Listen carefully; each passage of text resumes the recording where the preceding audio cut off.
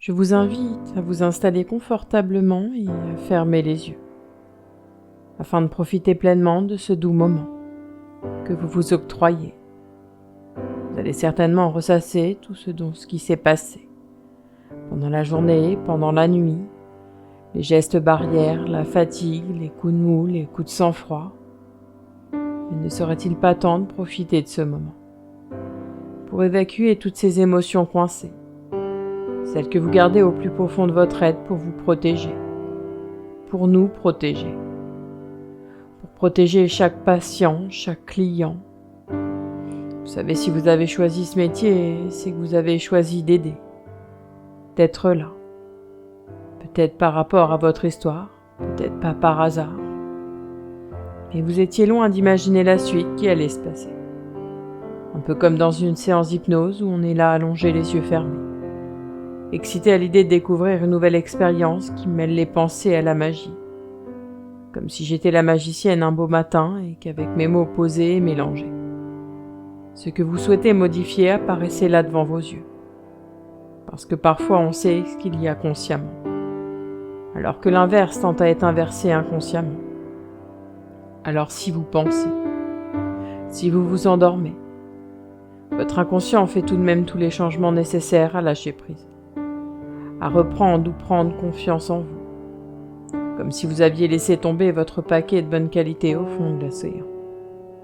En rentrant sur une nouvelle intervention, vous pouvez vous munir d'un masque, de lunettes, de combinaisons à votre disposition au fond à droite, dans la bibliothèque interne de votre corps pour plonger plus profondément, pour aller chercher ce que vous aviez laissé, et que votre cœur, votre corps, votre esprit a mémorisé. Il arrive parfois que l'on lise des livres sans se souvenir ni pourquoi, ni comment l'acteur en était l'auteur. On ne sait plus qui a écrit l'histoire, si c'était un soir ou un beau matin. Et puis en discutant avec nos amis, qu'ils soient éloignés ou protégés, on s'aperçoit que l'on connaît l'histoire sans jamais l'avoir lue ni entendue, mais qu'on est capable de raconter une histoire, au hasard, avec un vague souvenir de la chute à prévoir. Et puis en fermant les yeux sur un rythme connu ou moins connu, on retrouve que chaque élément a sa place, qu'il est normal de réagir, d'avoir de la culpabilité et d'avoir oublié, et s'apercevoir que l'on sait. Oui, on sait ce qu'il se passe ou ce qui s'est passé. On le sait parce que nos yeux et notre cerveau se sont alliés pour photographier chaque mouvement ou chose que l'on a vu, fait et répété.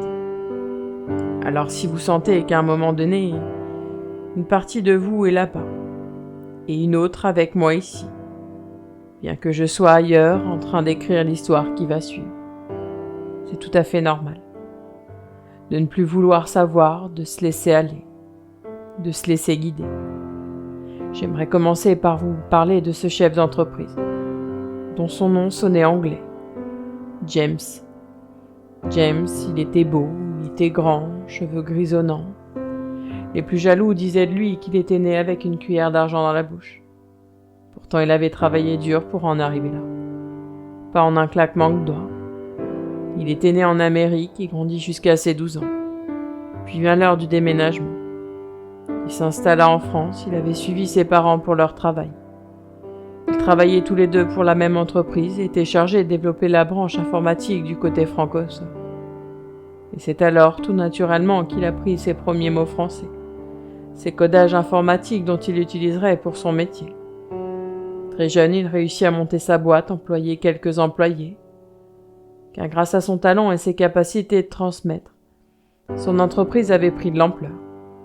Il était reconnu. Alors je ne sais pas exactement ce qu'il faisait. Ce n'est pas vraiment ma partie. Moi, j'aide les personnes à reprogrammer leur disque interne, pour qu'elles puissent gérer toute émotion qui aurait surchargé le disque endommagé. Pour en revenir à James, la privatisation de certains contrats allait avoir quelques répercussions sur les habitudes de travail du personnel. Jusqu'à maintenant, certains programmes étaient formatés pour gérer automatiquement des tâches répétitives et qui encombraient la journée de travail de ses employés. Mais cette annonce allait changer leur manière de travailler. Des années à préparer, à évoluer, à créer de nouveaux concepts, allaient partir en fumée en un instant suite à l'amas de dossiers. Il avait beau aimer son métier, il commençait à avoir du mal à gérer ce changement. Ce changement conséquent qui allait impacter ses salariés. Il fallait qu'il trouve les bons mots pour leur annoncer qu'un nouveau projet rétrogradant allait naître pour permettre à l'humain d'exister plus librement. Restait juste à mettre en pratique cette philosophie. Et le temps était venu d'énoncer la vision qu'il avait eue pour le service en question.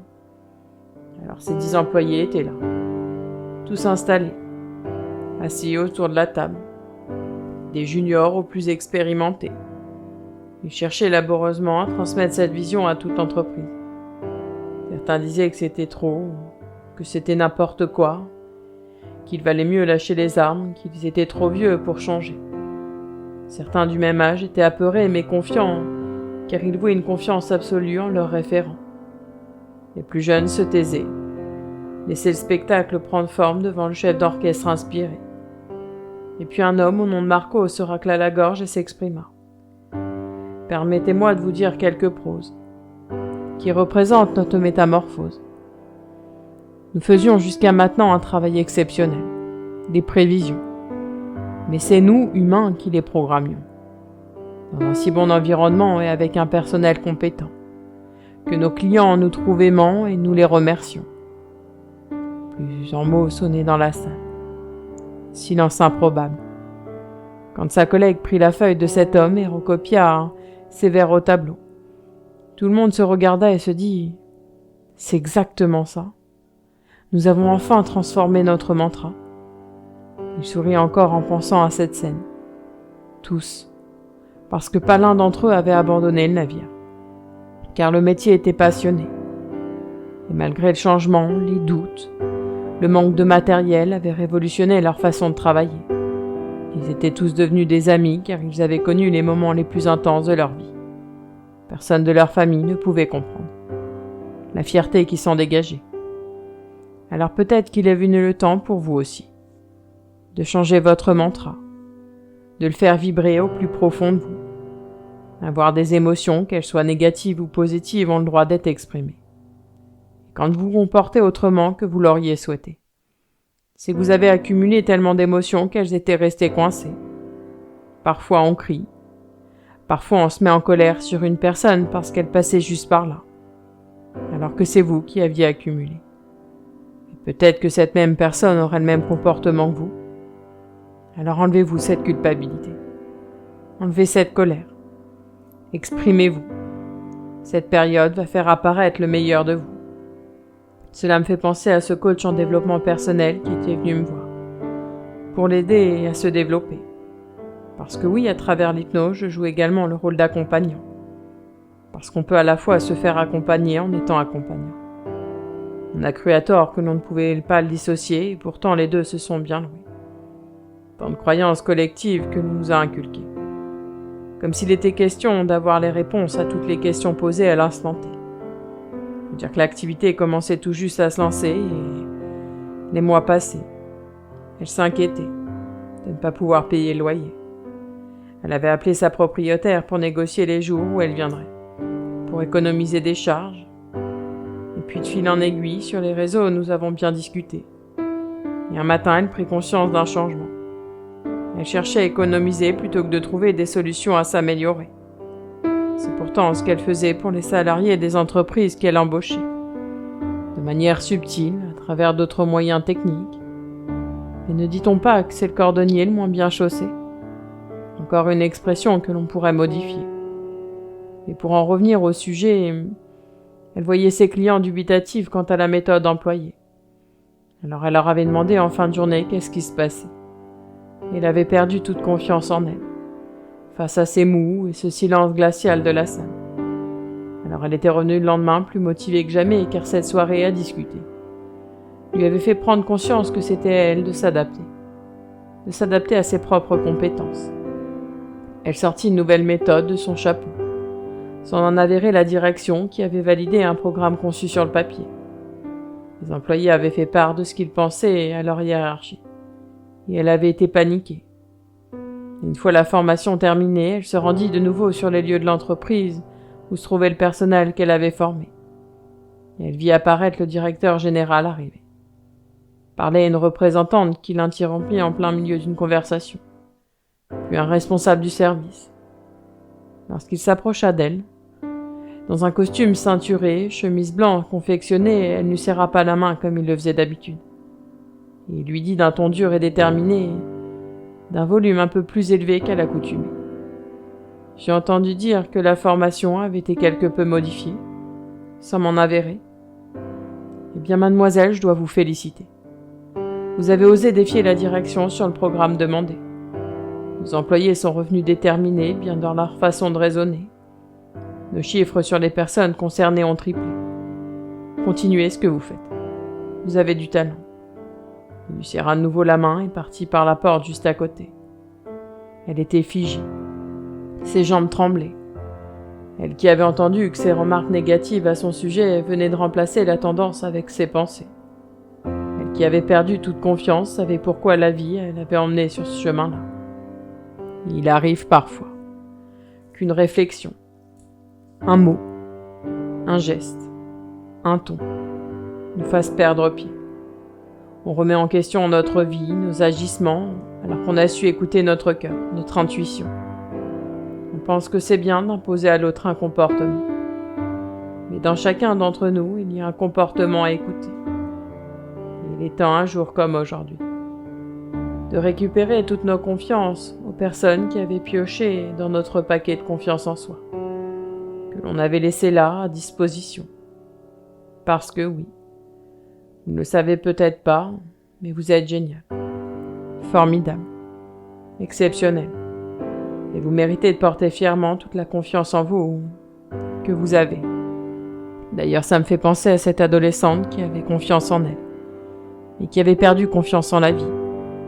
Elle avait appris il y a quelques semaines que sa maladie avait réapparu sous une autre forme, un peu plus agressive que la première fois, certes. Mais les chirurgiens et les spécialistes étaient confiants quant à son traitement. Alors oui, il y aurait de longs mois à passer ici, dans cette chambre d'hôpital, aux murs roses poudrés. Elle qui détestait cette couleur en comprenait le sens. Ici, entourée de cette couleur, elle côtoierait la mort, comme elle l'avait côtoyée dans le ventre de sa mère, quand une voiture les avait percutés. Sa mère d'ailleurs se culpabilisait souvent de cet accident. Si elle n'était pas sortie ce jour-là, comme on lui avait dit, elle serait encore en vie. Pour elle, il n'y avait qu'une fine paroi entre la vie et la mort. Elle avait beau être dynamique depuis petite, cette frontière, elle l'évitait. Elle en rigolait devant ses camarades, disait que la mort et elle étaient amies, qu'elles se rencontraient tellement souvent qu'elles étaient devenues meilleures amies. Jamais elle aurait pensé que c'était l'exact contraire qu'elle vivrait. Elle avait rejoint Claire, une autre adolescente avec une autre maladie, la leucémie. Elle devait rester ici quelques mois avant de recevoir une greffe de sa famille qu'elle attendait tant. Ses parents travaillaient beaucoup pour leur apporter ce qu'elle voulait. Mais la réalité, c'est qu'elle était ici, seule, à se poser des questions sur la vie. Mourir seule ne lui fait plus peur. Alors quand elles ont entamé la seule et unique discussion à ce sujet, cette jeune femme aux yeux ombrés lui a permis d'y voir plus clair sur ses pensées. Elle qui niait cette peur incrustée, cette peur ensevelie derrière les rires et les blagues qui faisaient barrage, en prit conscience. Ne dit-on pas que là où il y a une prise de conscience, il y a un changement? Parce que la peur de la mort est vaste. On peut avoir peur de souffrir.